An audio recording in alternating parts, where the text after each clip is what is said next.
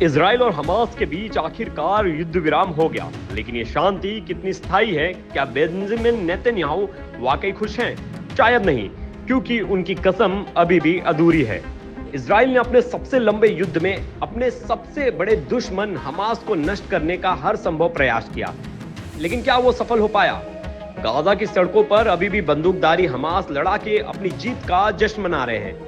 Israel द्वारा उन्हें खत्म करने की हर कोशिश के बावजूद हमास का दावा है कि उन्होंने एक बार फिर खुद को साबित किया। क्या ये इजराइल के लिए विफलता नहीं है? रविवार को युद्ध विराम लागू होते ही गाजा की सड़कों पर नकाज पोश लड़ाके पिकअप ट्रकों में निकल पड़े। ये वही हमास है जिसने अपने हथियारों के दम पर 470 दिनों के बाद भी इजराइल को चुनौती दी है। क्या हमास के हथियार लहराते ये दृश्य नेतन्याहू के लिए एक चुनौती नहीं? ये सिर्फ जश्न नहीं था, बल्कि एक सख्त संदेश था कि इजराइल ने उन्हें नष्ट करने का सपना देखा था, लेकिन हमास अभी भी खड़ा है। बेंजामिन नेतन्याहू की वो कसम जिसमें उन्होंने हमास को खत्म करने की बात कही थी, क्या अब महज एक अधूरा वादा बनकर रह गई है? गाजा की सड़कों पर हमास की यह ताकत दिखाने वाली परेड इजराइल और पूरी दुनिया के लिए एक चेतावनी थी कि वे अब भी मौजूद हैं।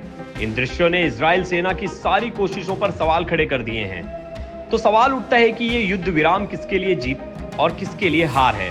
7 अक्टूबर 2023 के हमले के बाद हमास का मुख्य मकसद इजरायली जेलों में बंद फिलिस्तीनी कैदियों की रिहाई करवाना था, और आज समझौते की शर्त के तहत हमास ने 250 बंधकों की अदला बदली कर ली है।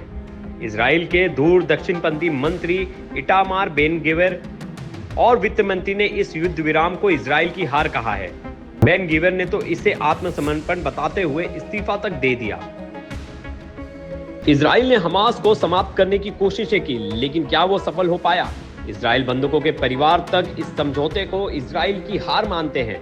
युद्ध का असली मकसद अधूरा रह गया और इजराइल खुद इस संघर्ष से टूटता हुआ नजर आ रहा है। नेतन्याहू ने कसम खाई थी कि वो हमास को मिटा देंगे, लेकिन क्या ये युद्ध विराम उनकी कसम का अंत है या फिर ये महज एक शुरुआत है एक नई लड़ाई की? युद्ध विराम ने भले ही हथियारों को कुछ वक्त के लिए शांत किया हो, लेकिन क्या ये सच्ची शांति है या एक और तूफान का आगाज? ब्यूरो रिपोर्ट, क्राइम तक।